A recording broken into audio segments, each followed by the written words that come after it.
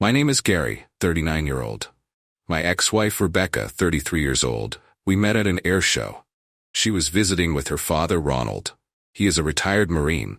We met when she was away from her father at a soda stall.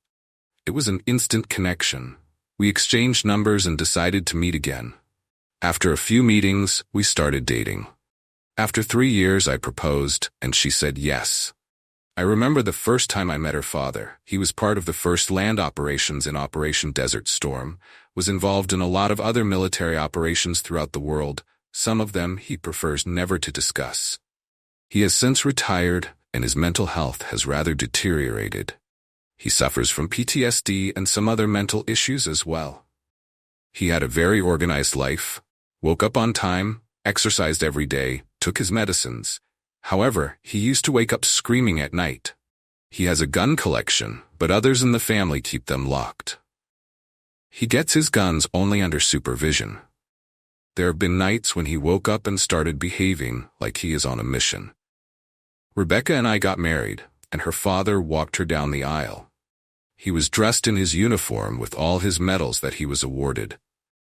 It was then that I realized that, no matter what his mental condition is, he loved his job and was proud of his heritage. Rebecca was the only daughter, and her father was the only family she had. Since he needed supervision, we decided that he stayed with us. My parents passed away a few years ago. In a way, I was looking for that father figure in my life, not sure what life had in store for me. Rebecca joined a local marketing firm, and I was working in a tech firm. We actually moved into Rebecca's father's home after marriage and decided to pay the bills in order to make up for rent. Her father was very happy with this. He just needed company. He loved telling his stories of war and how his friends were some of the best men ever. My evening routine was to come home and have a beer with the old man, and I realized that he was actually happy to spend time with me, and his condition had also improved. I never saw him get up at night screaming, as I was previously informed. Now coming back to Rebecca, she is beautiful and loves to get intimate with me. She at times does get a bit loud during the act, and I have to cover her mouth in order to not wake up my father-in-law. Things went smooth for the next 3 years, and life was great. Ronald was doing great, and Rebecca was amazing as ever. We decided to delay having kids, and we still did not want any responsibilities. We had some vacations overseas, and I enjoyed every moment of it. I also used to take Ronald to the shooting range. He was like a child in a candy shop. Once you give him a gun, he transforms into something else. He is an expert shot, I must say. He has a big collection of guns, and I have the key to the safe where they are kept. It was last year that I had climbed a few steps in my office, and with that came some additional responsibilities, and I had to spend some extra time at the office. My daily routine with Ronald also took a hit. I did have dinner with him though, but it was not the same. Rebecca also started to spend more time at work. A significant change that occurred was that Rebecca was being dropped by a new guy. Rebecca was now spending a lot of time on her phone and also started to go on girls' nights out. First time in 3 years. Ronald was also getting a bit depressed, as no one was with him.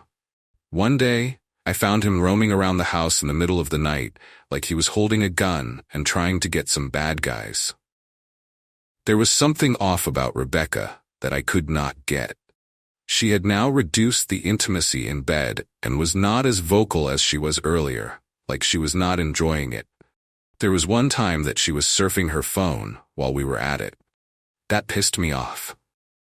I got off her and left the room. We had a big fight that day. I did not speak to her for 3 days, and it was Ronald who actually asked me what was going on with me. I was a bit embarrassed, but shared the issue with him. He said that I should not oversee the signs and check thoroughly. Again, I took that to heart and planned to check Rebecca. That night, when she was asleep, I went through her phone. There was nothing. I installed spyware and mapped it on my laptop. It did not take long. The very next night, I saw her texting with a guy. The texts were sexual in nature, and I could make it out that she already was sleeping with him. She then proceeded to share some naked images of herself with that guy. As this was going on, tears were rolling down my cheeks and anger filled my heart. I had done everything she asked for, and this is what I get. Then, while reading the text further, I got to know that they were planning to get intimate the very next day, when I was supposed to go out on an official trip.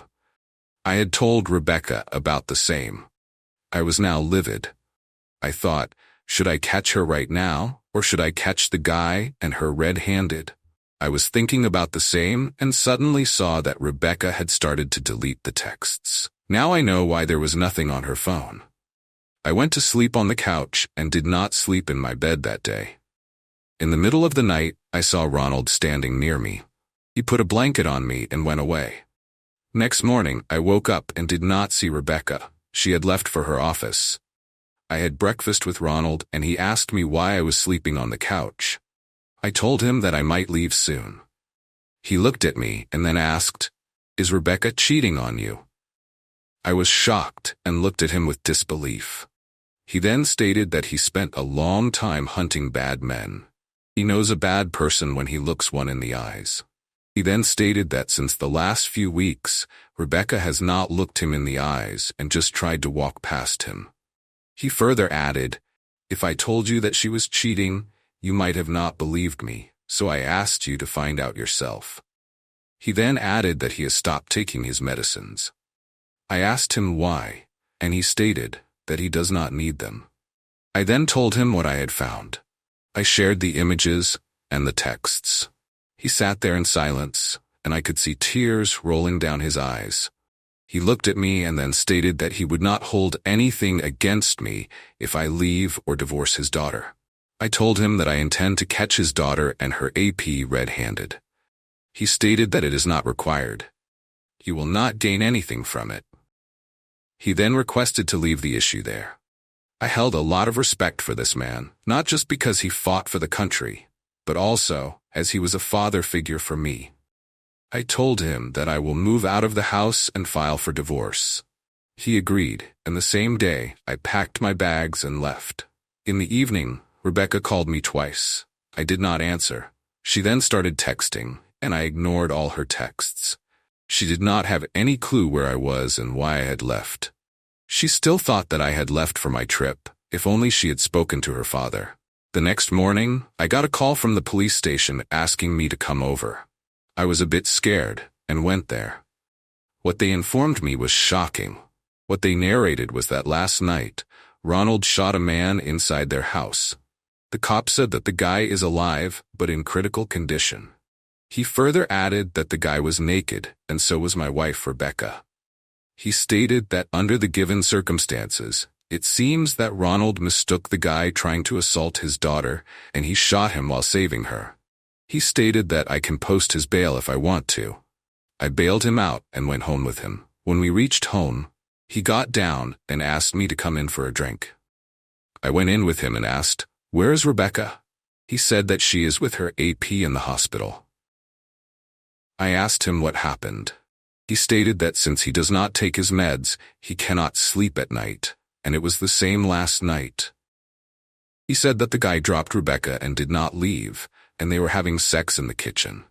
As usual, Rebecca was loud. I got up, saw them in the kitchen, then got my gun and shot the guy. I asked, "How did you get to your guns?" He then stated that he always had the keys. He let us believe that we were in control of his actions. I told him what he did is illegal, and he could have killed the guy.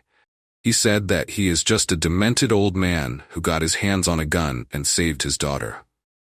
I looked at him and stated, "What if the guy died?" He said that he shot him in the thigh. The shot went straight out, and the bullet is still lodged in the kitchen table. The bullet talks to me. I tell it where to hit, whether to kill or just injure. I felt cold as, at that moment, I felt like I was talking to a stone-cold assassin. He then offered me another beer and asked me to relax. He then brought a folder and gave it to me.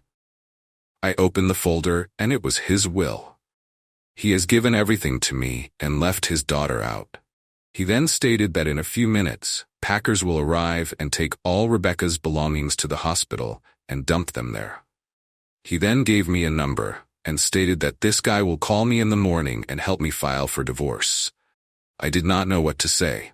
He then opened another beer bottle and asked jokingly, "You are a nice kid. Can I adopt you?" I just smiled and took a sip from my bottle. Rebecca kept calling me and I kept ignoring her. I got divorced and Ronald disowned her. She is now living alone. Her AP, too afraid to date her again, dumped her and left town. Surprisingly, there were no charges filed on Ronald. I still feel that he pulled some strings to get that done. He is not as helpless as he looks like. 2 years have passed and I have started dating a new woman. I have introduced her to Ronald as well. He seems to be fine with it, just told me not to have sex in his kitchen until next time.